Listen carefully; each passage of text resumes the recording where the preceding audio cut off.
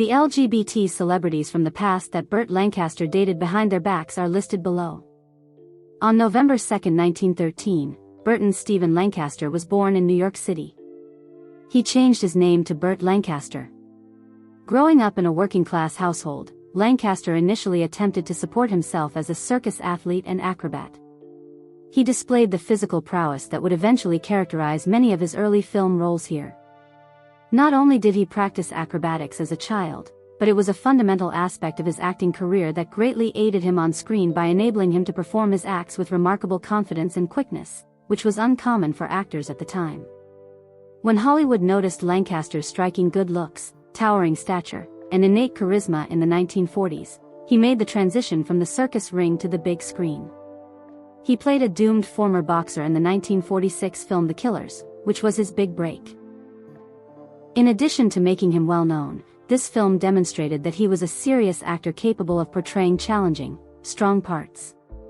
Because of his ability to strike a mix between rugged masculinity and nuanced emotional depth, Lancaster separated out from many of his peers. This ability enabled him to work in a variety of cinema genres, including epic dramas, social issue films, noir, and westerns. Lancaster's work was largely characterized by his courage in defying Hollywood conventions and restrictions. In the 1950s, he founded Hecht Hill Lancaster, his own production firm, with Harold Hecht and James Hill. Lancaster now had more control over the types of tasks he worked on, therefore this was significant. This enabled him to produce films that were more ambitious musically and socially than the majority of studio productions. Two significant films produced during this period were Separate Tables, 1958, which addressed complex human emotions and societal issues, and Marty, 1955, which took home the Academy Award for Best Picture and was hailed for its realistic depiction of common life and love. Behind-the-scenes work by Lancaster demonstrated his concern for the advancement of film as a serious art form as well as his own skill. Throughout his career, Lancaster received numerous accolades and prizes, including 2 Academy Prizes. He received his first Oscar for his performance as a courageous ex-convict attempting to start anew in Elmer Gantry, 1960. His portrayal was captivating, showcasing his diverse range of acting abilities with a blend of charm, menace, and moral ambiguity. His performance in Birdman of Alcatraz, 1962, which told the story of a murderer who turned into a well-respected jail reformer and bird specialist, earned him a second Oscar. These performances demonstrated Lancaster's skill at portraying complex, flawed individuals with empathy and nuance, elevating the roles above mere clichés. Burt Lancaster's reputation extended beyond his cinematic contributions. He was also well known for his actions and personal convictions. Despite Hollywood's reluctance to get involved in politics at the time, he put a lot of effort into promoting social justice and civil rights, and he frequently utilized his celebrity to support causes he supported. Lancaster stood out in part because he was unafraid to criticize racism, injustice, and inequity. He demonstrated a great commitment to justice and respect for human rights by fighting for the rights of artists and unions. Because of these qualities, he was revered by the audience, his friends, and the community at large. Even in the 1970s and 1980s, when he continued to play difficult and unique roles, Lancaster had a significant impact on film. His latter performances in Atlantic City, 1980, which garnered him another Academy Award nomination and demonstrated his ability to portray elderly individuals with nuance and melancholy, and The Swimmer, 1968, a bizarre and psychologically deep film that has become a cult classic, were particularly notable. By modifying and expanding his work, Lancaster remained relevant despite Hollywood's changes over time. Burt Lancaster has 5 children and 3 marriages during his lifetime. Every family narrative and friendship revealed a different stage of his problems and personal development. His hectic and well-received Hollywood acting career frequently coexisted with his complex personal life. It revealed the human side of a celebrity whose charm and physical prowess served as the foundation of their public persona. June Ernst, whose life was closely linked to the circus and flying act, was the lady he married for the first time. Being a trapeze dancer and descended from a long history of aerial artists, June Ernst stood out from other brides. A well-known female aerialist was her mother. At a time when women were making strides as artists, she was a singular presence in the circus industry. Ernst was already well known as a talented acrobat when she married Lancaster, and she inherited this fearless attitude and talent from her mother. Burt spent a lot of time with June's circus family after they were married, performing and honing his acrobatic skills. Lancaster's brawn and athleticism became hallmarks of his on-screen image at this formative period of his life. Despite their comparable upbringings and behaviors, the marriage was not intended to continue over time. The couple split up in the late 1930s. Regarding the exact date of their divorce, there is significant debate.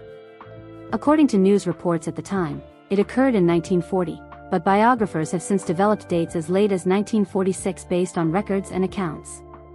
It has been more difficult to determine the dates of Lancaster's previous romances and his marriage to his second wife because of this discrepancy. He wed Norma Anderson in his second marriage. Norma Anderson, 1917 to 1988, a stenographer who covered for an actress who became ill during a USO play for American troops in Italy, brought them together through a peculiar series of events during World War II. It was then that fate intervened. On her approach to town from the airport, Norma noticed Burt Lancaster in the crowd and was immediately taken aback by his attractiveness and strength. She reportedly asked a close officer, "Who is that handsome officer, and is he married?" because she was fascinated. The officer reportedly saw an opportunity and arranged for them to go on a blind date that same evening.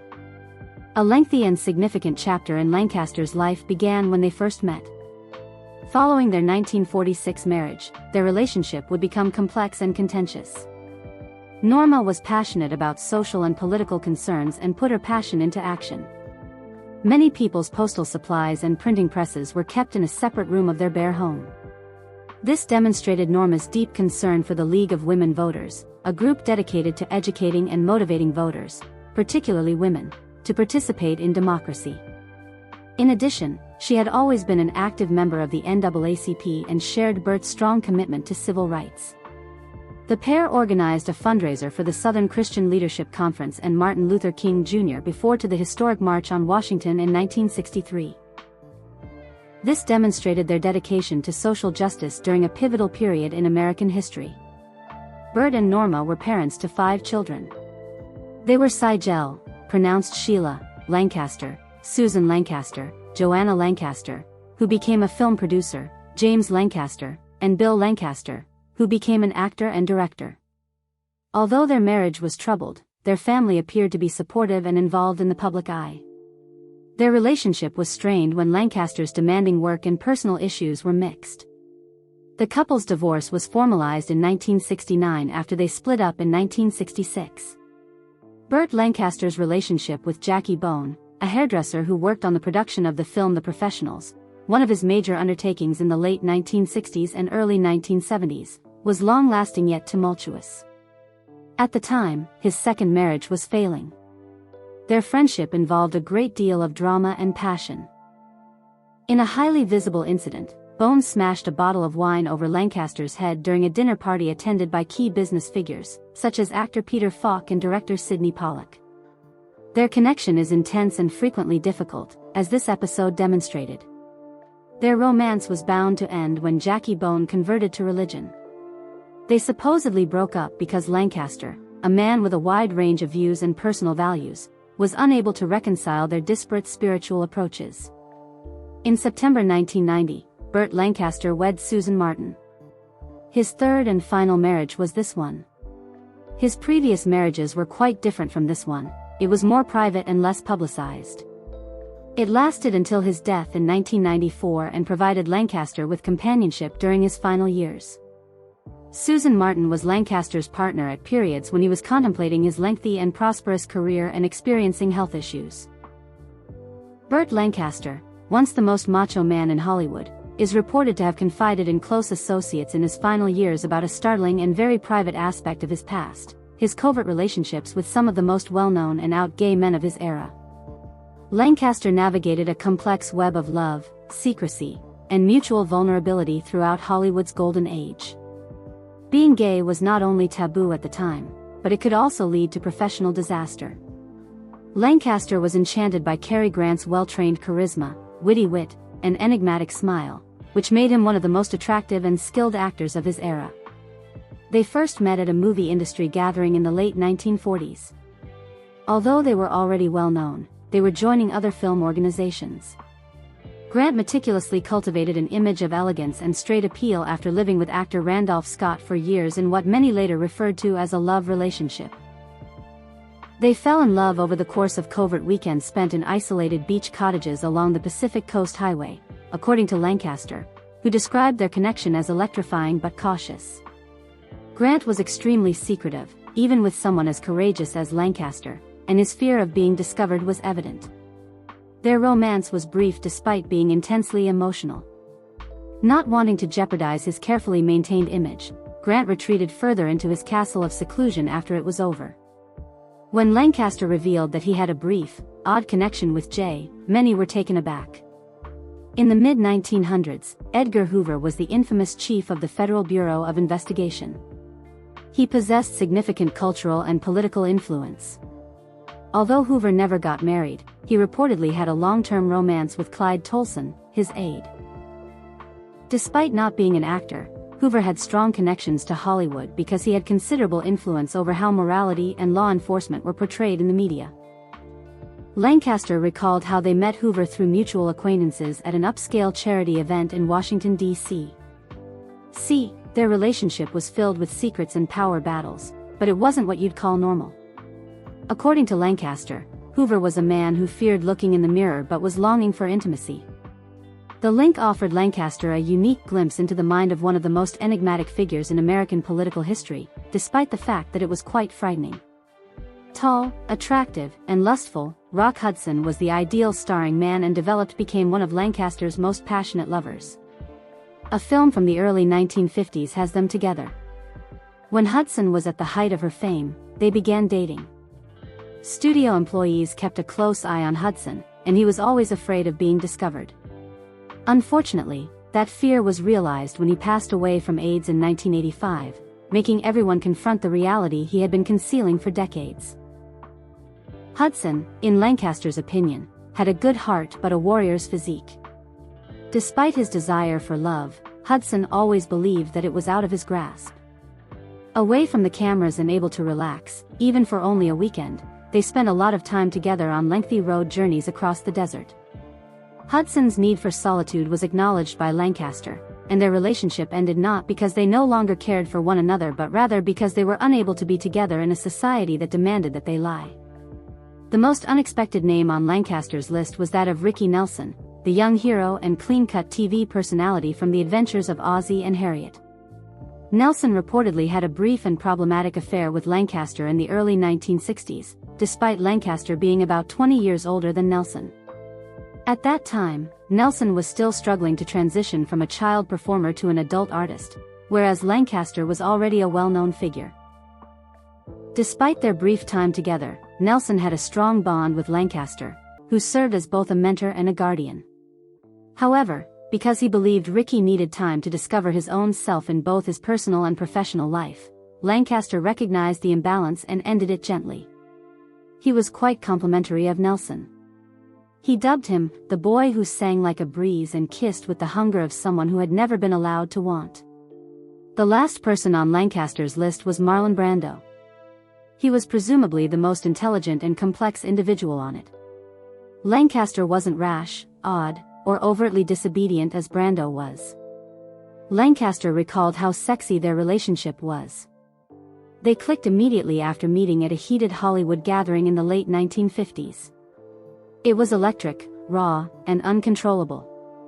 Lancaster was seduced by Brando, who was renowned for being sexually fluid and violating conventions, through shrewd debates, challenging questions, and an irresistible sensuality. Due to pride, artistic rivalry, and a drive to outsmart one another, their relationship was a complete chaos. "He was the only man I'd ever met who could pull me apart just by looking at me," Lancaster remarked of Brando. For several years, they had a sporadic connection that ended only when they couldn't keep it a secret and their divergent personalities were too much for them to cope with. Compared to what was depicted on television, each of these relationships, which were kept secret, painted a totally different picture of Burt Lancaster. Behind the rugged main man and heroic hero persona was a man. He had always loved in solitude, sometimes dangerously. By disclosing these names so late in life, Lancaster didn't want to create a stir. Rather, he desired to break free from decades of concealing, defending, and feigning a reality that characterized him more than any character ever could. At 4:50 a.m., he suffered his third heart attack. He passed away at his Century City, Los Angeles, apartment. October 20, 1994.